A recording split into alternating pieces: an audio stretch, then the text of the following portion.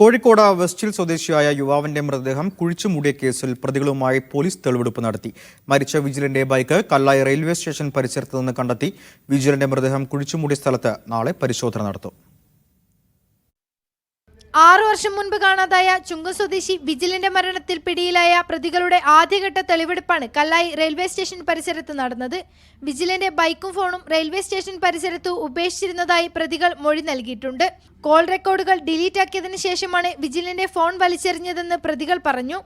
തെളിവെടുപ്പിന് പിന്നാലെ നടത്തിയ പരിശോധനയിൽ റെയിൽവേ പരിസരത്ത് നിന്ന് ബൈക്ക് കണ്ടെത്തി. മൃതദേഹം കുഴിച്ചിട്ട സരോവരത്ത് ഫോറൻസിക് വിദഗ്ധരുടെ നേതൃത്വത്തിൽ നാളെ വിശദമായ പരിശോധന നടത്തും.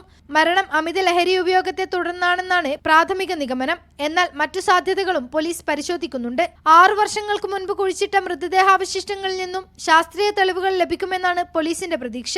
2019 മാർച്ച് 24-നാണ് 3 സുഹൃത്തുക്കൾക്കൊപ്പം ലഹരി ഉപയോഗിക്കുന്നതിനിടെ വിജിൽ മരിച്ചത്. പിന്നീട് തെളിവ് നശിപ്പിക്കുന്നതിനായി മൃതദേഹം ചതുപ്പിൽ താഴ്ത്തി. 8 മാസങ്ങൾക്ക് ശേഷം അസ്ഥികൾ കടലിൽ ഒഴുക്കി. 3 മാസങ്ങൾക്ക് മുൻപ് നടത്തിയ അന്വേഷണത്തിലാണ് പോലീസിന് കേസിന്റെ നിർണായക വിവരങ്ങൾ ലഭിക്കുന്നത്. വിജിലന്റെ സുഹൃത്തുക്കളായ എരഞ്ഞിപ്പാലം സ്വദേശി കെ നിഖിൽ, വേങ്ങേരി സ്വദേശി ദീപേഷ് എന്നിവരാണ് പോലീസിന്റെ കസ്റ്റഡിയിലുള്ളത്. മറ്റൊരു പ്രതി രഞ്ജിത്ത് ഒളിവിലാണ്. ഇയാൾക്കായുള്ള അന്വേഷണം പുരോഗമിക്കുന്നു. മീഡിയ 1 കോഴിക്കോട്.